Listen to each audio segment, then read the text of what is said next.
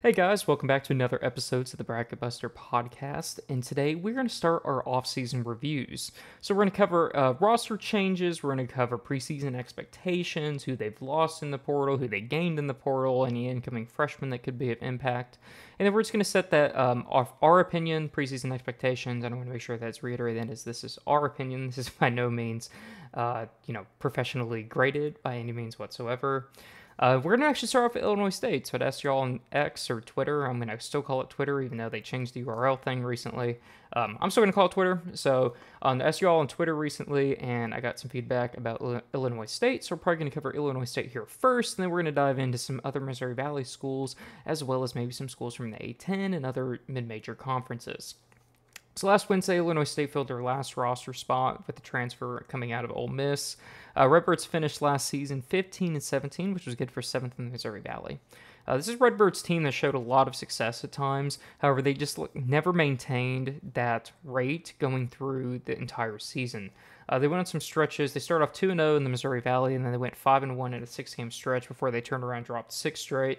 And then they actually went on a stretch at the end of the season going 4-1, which, if you all remember, that was also included a win over number 23 Indiana State at the time.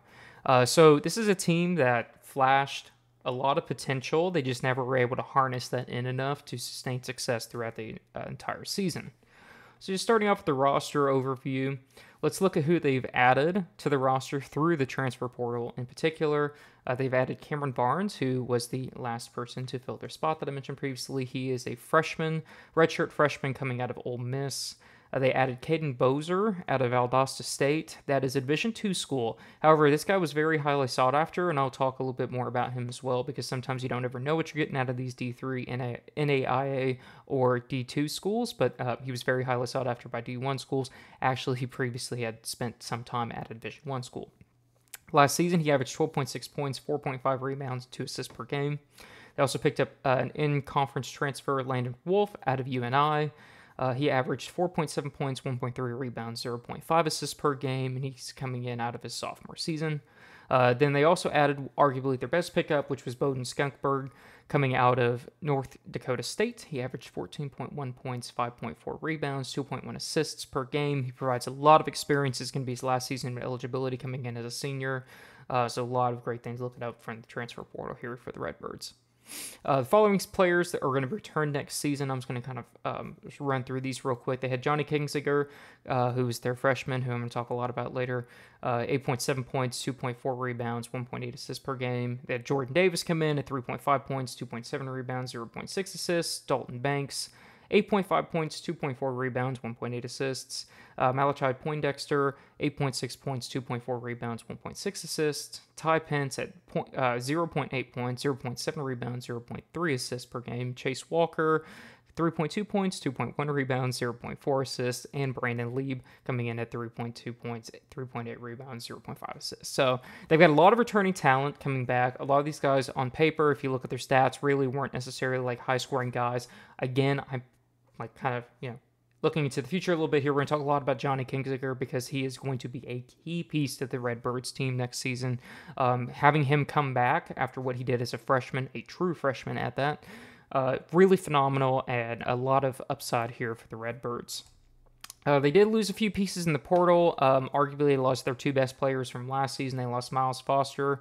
He averaged 12.4 points, 8.1 rebounds, 1.7 assists per game. They also lost Darius Burford at 12.8 points, 2.4 rebounds, 1.5 assists, and 1 steal per game. Lost a couple other guys who were more role pieces. They lost Luke Kasuki. I'm going to go with that. I don't actually know how that was pronounced, but he transferred to North Dakota State. He came in at 4 points, 1.6 rebounds, 0.6 assists per game.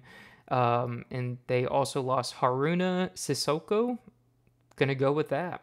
1 point and 1 rebound per game. He only appeared in 9 games. So their main two pieces here they lost were some of their top performers last season, Miles Foster and Darius Burford. But again, they kind of re-added back to that when you look at some of their portal additions. They did also lose Kendall Lewis. He averaged 8.5 points, 6.6 rebounds, and 1 assist per game. And Ryan Schmidt, who averaged 2.4 points, 0.4 rebounds, and 0.2 assists per game. He only appeared in 5 games, so again, not a huge role piece here, but they lost both of them due to running out of remaining eligibility. So, on the surface, it looks pretty bad. You look and you see that you're losing Miles Foster and Burford. But I don't think either of these are really a big shock to fans. Usually how this is going right now, especially in conferences like Missouri Valley, if you are a top tier or an above average player, you're probably going to transfer to a different school. So really, Miles Foster has not yet to name what school he will be transferring to, but I know I recently saw that he was going on a visit to Clemson, and I think maybe Auburn, or one of those two at least. And he's going to go to a Power 5 school. There's no doubt about that. The dude's super, uber talented. That is a tough loss. He was named to the MVC All-Newcomer team. And Burford is he's a big loss too here. He was an excellent scorer. He shot 43% from the floor. Wasn't really a three-point specialist. Didn't actually take a lot of threes. He shot a very disappointing 20.9% from behind the arc. Again, he wasn't a great three-point shooter, but he could score. He was like the type of guy that when you're watching Illinois State, he can create a bucket for himself. Again, a very above average talent there in terms of the offensive end. However, in my opinion, their additions can make up for these losses.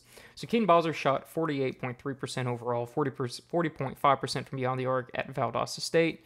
The year prior, he shot 49.3% from the floor and 42.6% from the three. So this is just a certified bucket getter right now. He's an elite scorer. He's looked at some other great mid-majors as well. That's what I was hinting at earlier. He was getting looked at like Belmont in Eastern Kentucky and UC San Diego. So it was a lot of mid-major schools that we're looking at, not really necessarily power schools, but like you think about Belmont. Belmont has always just been completely constructed around scoring. It's always been offense first. That's been the go-to for everything. So when you're looked at schools like Belmont, you're a pretty good player. Bowser actually came from UMKC, University of Missouri, Kansas City. He played his first 2 seasons there, transferred to Valdosta State, and he's coming in back to the Division I ranks here for Illinois State. So I'm excited to see him and compete in the Missouri Valley next season. I think he's going to be a huge lift for the Redbirds. Bodden Skungberg, he is just going to be the best player next year, in my opinion. I think it's going to be a toss between him and Kingsinger. But he came from North Dakota State over the last 2 seasons. Last season, his numbers dipped a little bit. He shot 40.8% from the floor, 34% from three. However, I'm willing to look past that because his year before was just insane. And you're talking about with somebody else as talented as Grant Nelson, who went off for Alabama, was one of their star players this season in the tournament runs and the entire season altogether. He averaged 45.3% from the floor, 39.5% from three. This past season, he led the Bisons in points and rebounds per game. And then again, in the season prior, he had Grant Nelson on the team. So that was their go-to. That was the main guy that was doing all the scoring.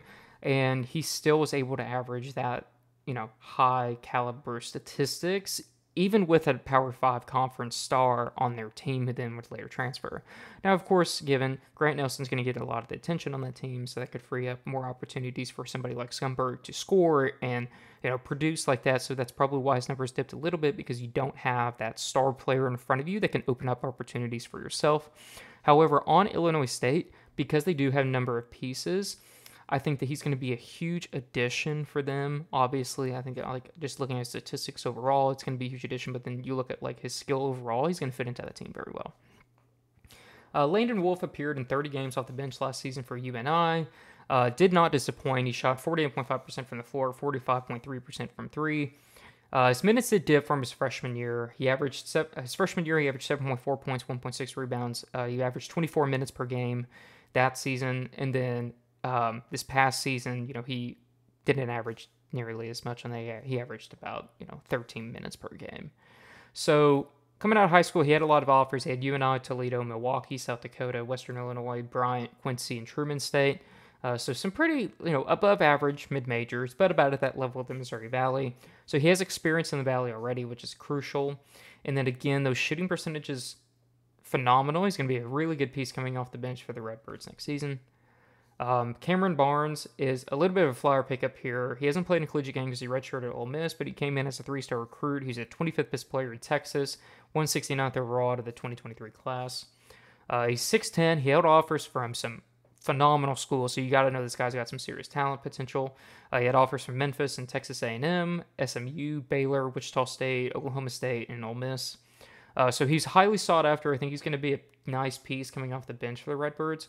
I mean, you know how that goes. Sometimes you go to a power conference, you sit, so you're going to transfer out. In this case, he redshirted last season. However, all that potential with these other schools that are looking at him makes me think that, like, I watched some tape on him too. I think he's going to be pretty solid. It's just you never really know what you're getting out of these guys whenever they're coming in with no collegiate experience whatsoever. However, you got to think that coming down to the Missouri Valley, it's going to kind of be like a Malik Dia for Belmont last year deal, where Malik Dia sat on the bench his freshman year at Vandy, came down to Belmont, just dominated. That might not be the exact same case here. However, I do think that, like, obviously that talent is there. So if the Redbirds can help Barnes unlock that potential, he's going to be a key contributor for this team as well. They also have 2 freshmen coming in I didn't mention earlier, had Jack Daugherty and Cade Norris. Yeah, another Norris in Missouri Valley, because you can probably guess who that is. That is Braden Norris's younger brother. If you remember, Norris was like a 8-year senior, not really, but an 8-year senior at Loyola Chicago, dominated a lot of teams in Missouri Valley, was a great player overall. So he is actually returning. I think he's coming as a little bit of an under-the-radar pickup. He wasn't like super highly sought after in recruiting ranks. He had offers from Lipscomb, Winthrop, Ball State, Wright State, and Illinois State. Those are all great mid-majors, though. You're talking about kind of that mid-tier to high-tier mid-majors coming in. So that talent is there as well. That might be a little bit of a flyer pick, but I think it's super under the radar. He could probably provide some really great minutes coming off the bench. Jack Daugherty, definitely the more known recruit, in terms of like high school recruiting.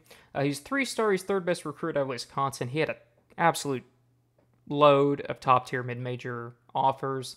He had offers from Richmond, Toledo, St. Thomas, Indiana State, Southern Illinois, and more. Obviously, Illinois State. I mean, he had a ton of offers coming in. I'm talking a little bit about how I think he can contribute to this team here in a little bit. So let's talk about preseason expectations for a successful season this coming year. With the turnover in the Missouri Valley, the conference is kind of wide open. I think there's going to be team opportunities for teams like Illinois State and Evansville and other schools who maybe have been a little bit down the last few years, but have shown to start turning it around again. I think it's going to be wide open enough to where Illinois State can try to come in and stake a claim for themselves in here. They haven't finished with 20-plus wins since 2017, haven't had a winning season since 2019. However, I think they're going to break the streak this season. Personally, for myself, I'm putting a lot of stock into 2 players. I'm putting stock into Johnny Kingsiger and Bowden Skungberg. Skungberg provides a veteran presence on the team. His game's going to transfer really well to the Missouri Valley, in my opinion. He's 6'5", so he's going to be a great option at that shooting guard / small forward position that can most likely lead the team in offensive production overall. Actually, if I had to put money down right now, I would say he's going to be the best player next season. Absolutely no doubt. However, I think Kingsiger's going to also be the go-to guy. He's a freshman, and let me just talk for a minute here about what he did at the end of the season, because it was absolutely insane. His last 7 games of the season, he averaged 17.1 points, 3.1 assists, and 3.8 rebounds per game as a true freshman in what was last year the 10th/9th best conference in all of mid-majors, or in all of the United States, I should say. So one of the best mid-major conferences, this guy was just absolutely going off as a freshman. He's a little bit undersized, but that he makes up for that in everything that he does. He's 5'11", but he's an excellent option at the point guard position. In those last 7 games, he only averaged 2.1 turnovers per game. So he's a ball handler. He's going to be a real key piece for the Redbirds next season. I think if he can take that next step forward, let's say average 12, 13 points per game to go with Skemberg, the Redbirds are going to be dangerous in the Missouri Valley. I think the largest question, in my opinion, is going to be the front court. They're pretty thin here. Caden Bozer provides a little bit of size at 6'8". He'll probably fit more into that power forward position.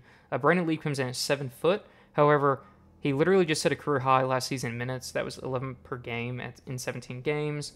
Chase Walker, 6'9". He appeared in just 17 games as well at 7.6 minutes per game. And then 3-star Jack Daugherty does come in as a 6'7" as a freshman. So he could provide some minutes, in one of those forward spots, probably depending on the matchup here. But that's literally about it. They really don't have a lot of experience in the front court, so I'm a little bit concerned about them getting ate up by other schools who, probably have some big guys at the 5 spot, because really, Lieb could be a center, obviously at 7 foot, but I think the jury would still be out about what he could actually contribute on the court and for how long. When you're sitting at a career high at just 11 minutes per game last season, and then all of a sudden you're going to be potentially the starting center. Again, Don't know how they're going to actually set up their starting lineup here, but I think you would argue that like he's at least going to probably have 20 to 25 minutes per game coming in because he's the tallest guy on the team, and you need a center. So, we'll just wait and see. And who knows? Maybe some of these guys will shock me and shock other people, but I do think that's going to be the primary concern going into next season. I think between the offensive options of Jordan Davis, Dalton Banks, Poindexter, Kingsinger, Skungberg, and Wolf, I think it's going to be a tough matchup for other schools in Missouri Valley. I'm not even questioning their guard play. This is going to be a team that scored just a load of points, in my opinion. I think they're going to look a little bit like Indiana State did last year. I need to say hit Avila, so that was totally different. Illinois State does not have a guy like that with that level of height. However, I think they're going to score a ton of points. Their offense is not going to be the problem.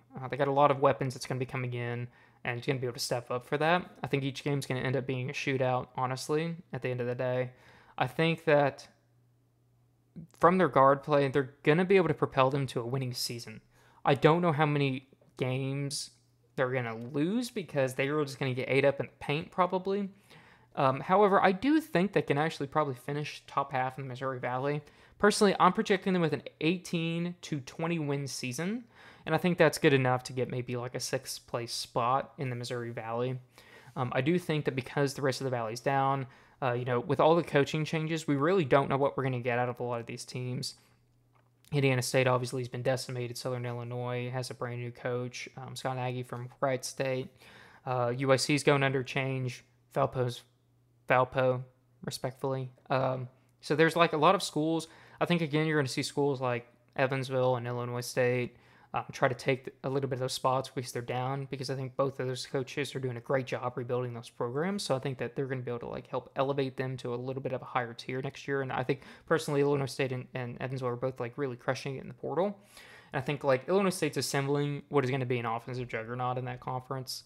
And it's just a question of like, can they just hold offenses from other teams' offenses from scoring 80 points a game on them, because they're not going to win doing that.